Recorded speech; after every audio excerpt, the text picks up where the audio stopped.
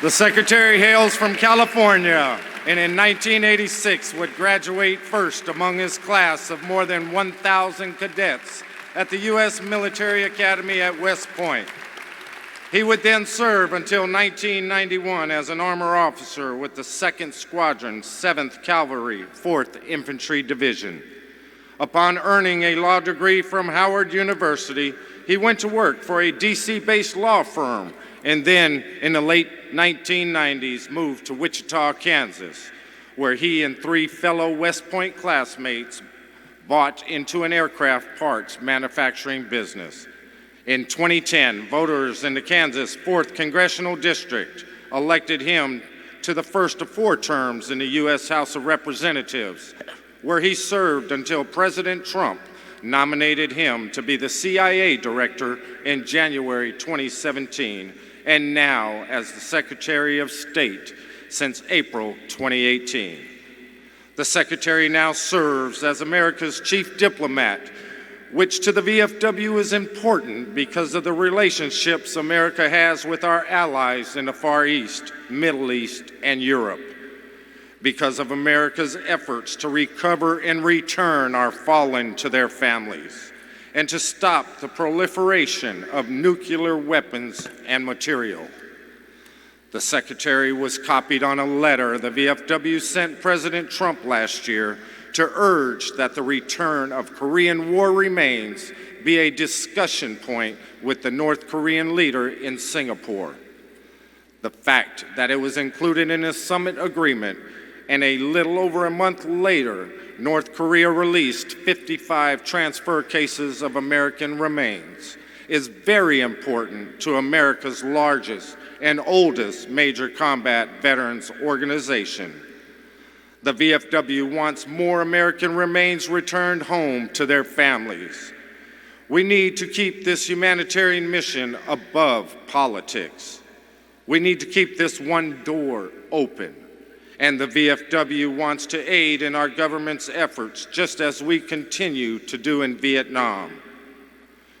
Comrades, auxiliary members, and guests, I present to you an Army veteran, a West Point graduate whose class motto was, "Courage never quits," a lawyer, a businessman, and director of the CIA.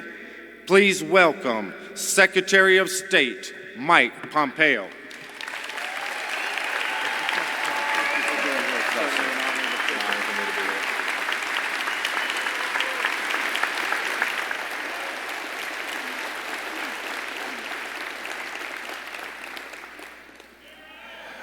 Carry on, yes.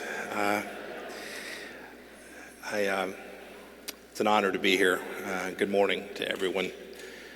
It was about 30 years ago. I was a little younger, a little skinnier, a little less gray, and I was a young lieutenant. My tank was Bravo 21. My gunner was a young man named Specialist Force Syed. He was the best in the platoon. We were training. We were preparing to fight the East Germans and the Russians during the Cold War. And we just finished a training run at Grafenwehr. We'd fired 205 millimeter Sabo rounds from our M1A1 main battle tank. And for those of you who are tankers, how many tankers we got out here? Yeah. So the smell of cordite filled the turret. It was awesome. And that jet engine, the turbine engine of that tank was whirring as we traveled down the range. And we'd just hit 2 moving targets at a distance of a little more than a mile, and my gunner in an M1 tank, he sits right down on the front, right beneath where the tank commander was, and he turned around with this big old smile and said, "Lieutenant, America's awesome." When I walked in here this morning and could see all of you and could get a feel for the room, I must say that it reminded me of that moment. It reminded me of the joy, Specialist Force Syed's joy and mine. So thank you all. Thank you all for what you do for America each and every day. I want to thank, too, some very special people, Commander-in-Chief B.J. Lawrence, for inviting me to speak. It truly is a privilege to be here with you today. It's been more than 5 decades since a sitting Secretary of State addressed your convention, and I think it's about damn time.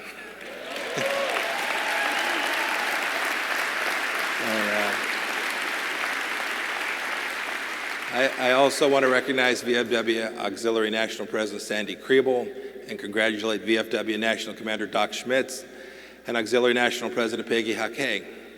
It's truly an honor to stand here and speak in front of so many patriots and to speak to your organization in particular. I know this organization. I represented South Central Kansas. I've been in a lot of VFW halls. Since 1899, you all have served our veterans and each other.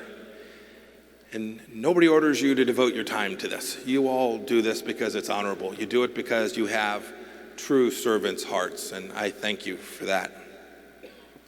It's great, too. I just came up after a Naval Academy grad. I wasn't going to do the Army jokes, but now I feel compelled to do one.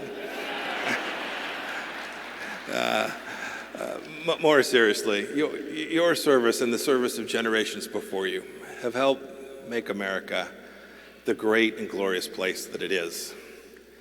Americans have always looked out for one another. It's what we do. Our first veterans knew the stakes of the battle for independence for them, for their children, for us. They knew folks like General and then President George Washington. They knew service mattered. He carried himself not as an imperious king, but as a humble servant. A few decades later, a Frenchman, a fellow named de Tocqueville, he marveled, he watched. He watched as he saw America perform voluntary service to each other. He said, quote, to found seminaries, to build inns, to raise churches, to distribute books, to send missionaries, and to create hospitals, prisons, and schools. You all know this stuff. President Lincoln, too, when he was writing about service, said that, quote, I freely acknowledge myself the servant of the people, according to the bond of service, the United States Constitution, and that as such, I am responsible for them. He was talking about the people, his duty to serve. Today, we still love to volunteer for greater causes. Your organization is proof of this. I've seen it. So are Rotary clubs, and serve with its service above self motto, Boy Scouts and Girl Scouts, Habitat for Humanity, so are the countless churches and synagogues and mosques that do good works in our communities. Thousands of other groups too. And you all know this. Danger does not deter our men and women from serving in uniform.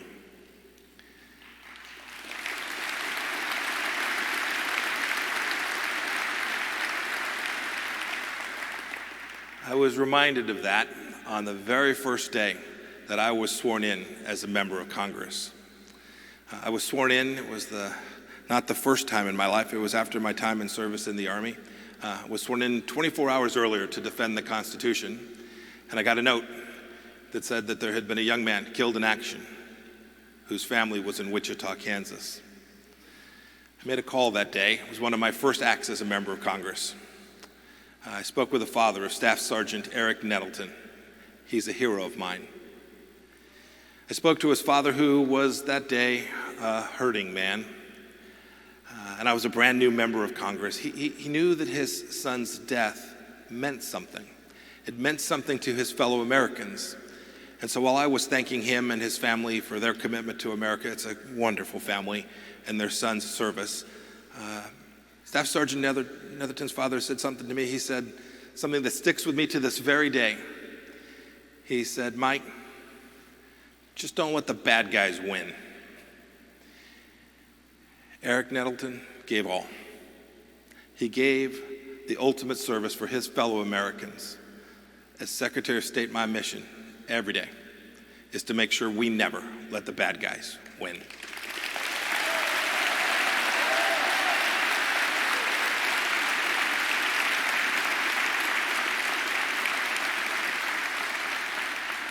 So as once a soldier, now I lead a diplomatic team. We protect the great fruits of others' service. And I want to talk to you today about how President Trump and our administration is doing just that.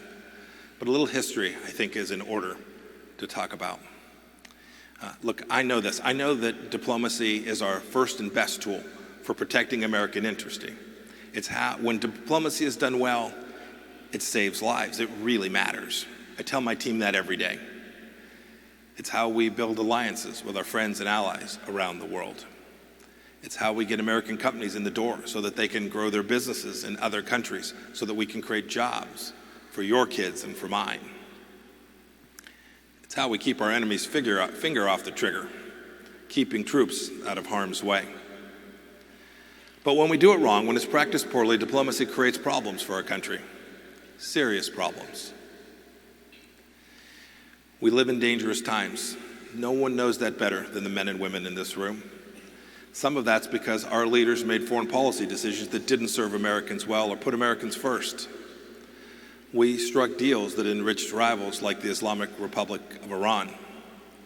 And when competitors, like China, broke some fundamentally basic, mutual agreed upon trade rules, we simply played nice. And when Russia violated important treaties, we sent them letters and just begged them to stop. And when rogue nations like North Korea had launched missiles and had tested nuclear weapon systems, we did too little.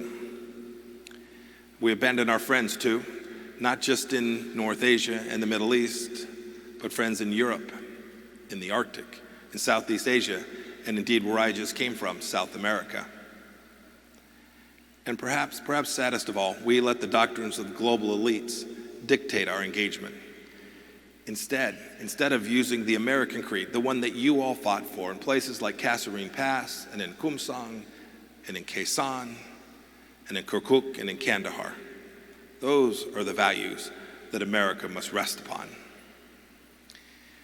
When we get this diplomacy wrong, it's selfish. It preferences the will of others over that of Americans, and it affords politicians easy accolades without doing the hard work to secure real achievements. And we've learned the hard way that short-sighted diplomacy, bad decisions, have long-term consequences. And when we make those bad decisions, it doesn't do honor to your service because, in fact, it helps the bad guys win. But as those of you in uniform can appreciate, this isn't about politics. And that staring at these problems or complaining about them, well, it doesn't solve them. It's on our administration. It's on our administration every day to do something about these challenges. If we don't, we're derelict on our own service to you and to America. When I meet with President Trump, I spoke to him just a couple hours back. He said to send his regards to you, tell you that he loves you and values you and regrets that he couldn't be here today himself.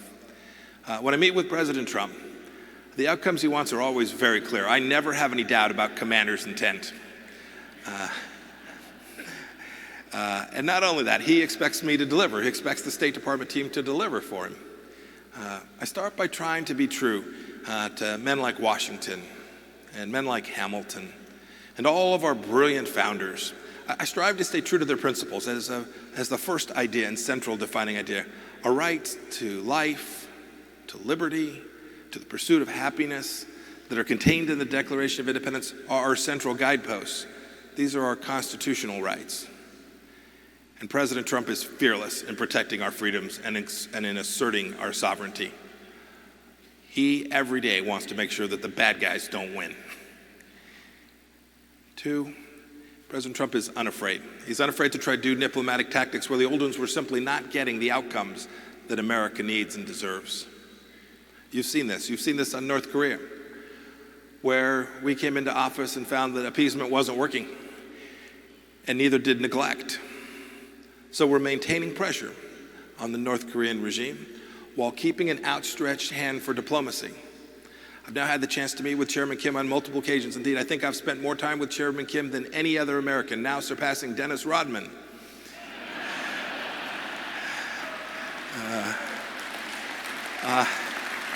This is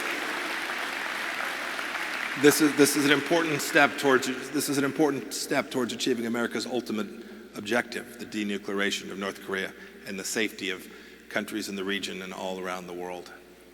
And on the Islamic Republic of Iran, the nuclear deal, it only made the regime more aggressive. So we've re-engaged with allies to exert pressure on that regime. All we ask of them is all America ever asks. We just want them to behave like a normal nation. And today, as part of that maximum pressure campaign, I'm announcing that the United States is imposing sanctions on the Chinese entity, Zhuhai Zhenrong. and its chief executive, Youmin Li. They violated U.S. law by accepting crude oil. We've said all along that any sanction will indeed be enforced. We can't tolerate more money going to the Ayatollah, putting American soldiers, sailors, airmen, and Marines, and putting their life at risk. It's too important.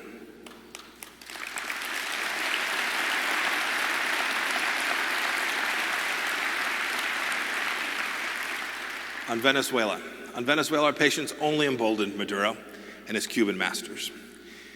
We've led a 55-nation coalition to support the Venezuelan people in their quest for democracy, for freedom, and for prosperity. And on the subject of Cuba, we've reversed President Obama's appeasement of the brutal Castro regime.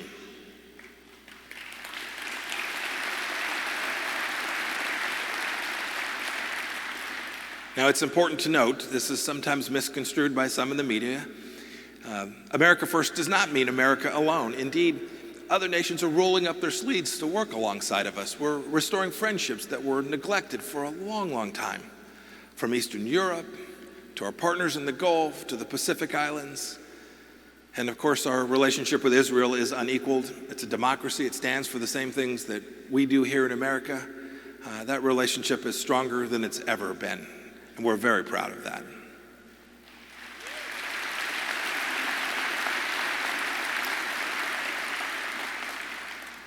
You know, another way that we seek every day in this administration to honor your service is to put America first economically. President Trump understands this in his gut. Economic security drives national security.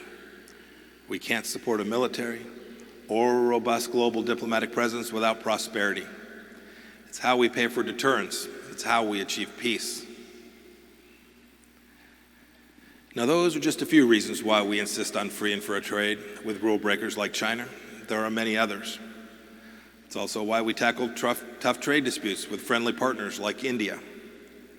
And it's why we explain to nations like Hungary that companies that are tied to the Chinese Communist Party should not build out their 5G networks. We explain why America's economic model is the best. It's the best to secure prosperity, not just for us, but for every citizen across the entire globe. And speaking of explaining, I'm honoring your service today too, by telling the world one simple truth.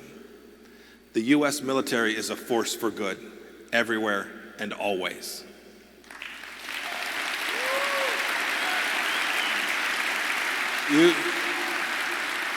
You take this for granted, but not everyone accepts that proposition. So I say it everywhere I travel, whether they like it or not. You fought for things that deserve to be defended. You fought for your children, you fought for your homes, you fought for your neighbors and your friends and your family. You fought for our unalienable rights. You fought to keep our people and other people free. You fought so that this truly exceptional place that we call America might endure. And we will never apologize for that. Not ever.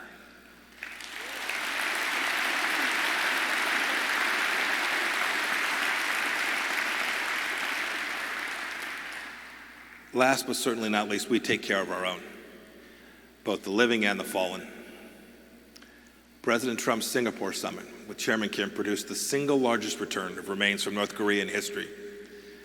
55 boxes filled with honor and with sacrifice.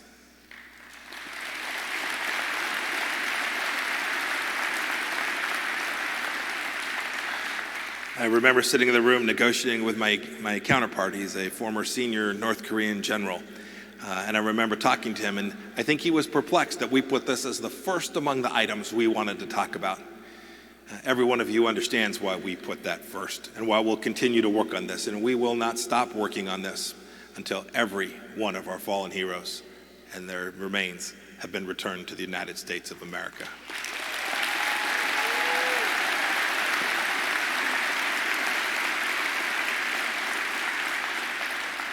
I'm immensely proud, too, that we've gotten dozens of Americans who were held hostage overseas back to their families, back to America, and we did so without paying a single penny in ransom.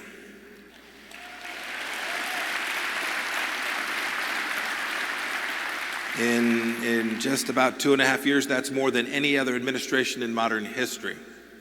I've had a chance to be part of that too. As CI director, I vividly recall coordinating the rescue of an American woman and her family who were being held by terrorists in Pakistan.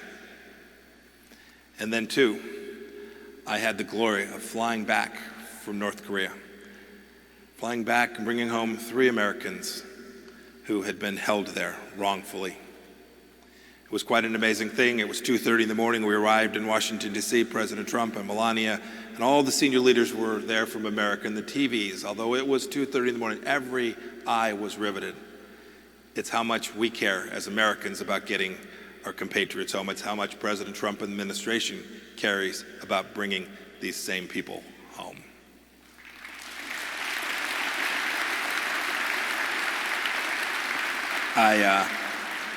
I have many tasks, but every day I work to bring back Americans that are wrongly held in places like Iran and in Syria and in Mali and in Venezuela and all over the globe. I want to mention too, there's a threat that some of you know about. There are rogue courts, international courts, that have threatened to bring American soldiers, sailors, air Marines to dock, to bring them to justice. This is wrong. This administration has moved heaven and earth to prevent them from wrongfully prosecuting anyone in this room or anyone other who has served in the United States Armed Forces.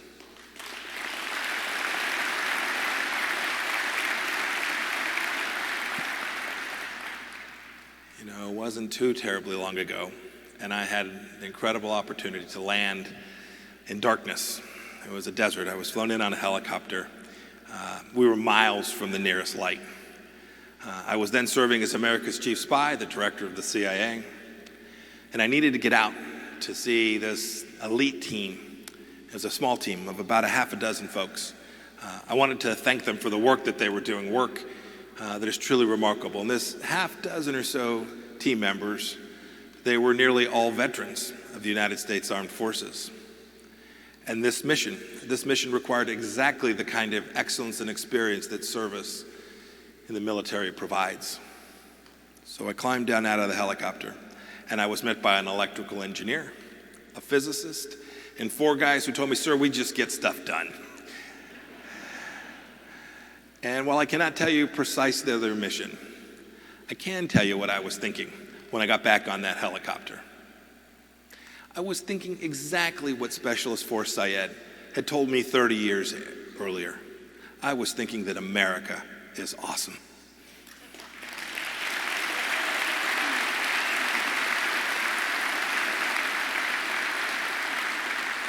No other country in the world could pull off that mission, and no other country would accept such risk for such a noble purpose, and no other country has men and women willing to do what those men and women were doing that night. And as I wrap up here today, I hope you all get the sense that I take the mission as America's most senior diplomat very seriously. Because of that, I can use your help too. My wife, Susan, and I talk a lot about how America has changed in these last few decades. One way is one that you know, that we have fewer and fewer families who have veterans that are part of their family. That's not a good thing. We need veterans in the life of every American. We need them both to serve others and to be an example of service itself. There was a fellow named Edmund Burke, and he stated that we all have our own little platoon, our families, our neighbors, our co-workers, and so on. He said, to love that little platoon we belong to in society is the first link. It's the first link by which we proceed towards a love to our country and to mankind. So, I know you all love America. Continue to serve. Continue to serve your little platoon. And do it in the way you see fit. Continue your active work here with the VFW. Mentor a young person who really needs someone to look up to. Tell them your stories. Run some errands for an elderly neighbor and spend a little time visiting with them too. They'd love to hear about your service. Help your family members who may be struggling with demons or from addiction. As many of you do, continue to care for our brothers and sisters who are struggling with PTSD. As veterans, you know this, and as active members of the VFW, you have taken it to heart. Your fidelity to the call of service was proven long ago. If you keep serving, each of you will be a force multiplier for freedom inside of our country and outside of it. And as you perform that service, know that you aren't alone. My team and I will be doing our part right alongside you. We will not let the bad guys win.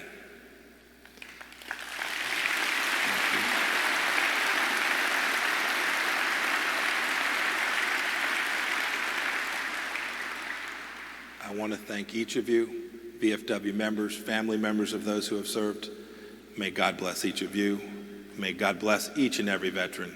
And may God bless the United States of America. Thank you.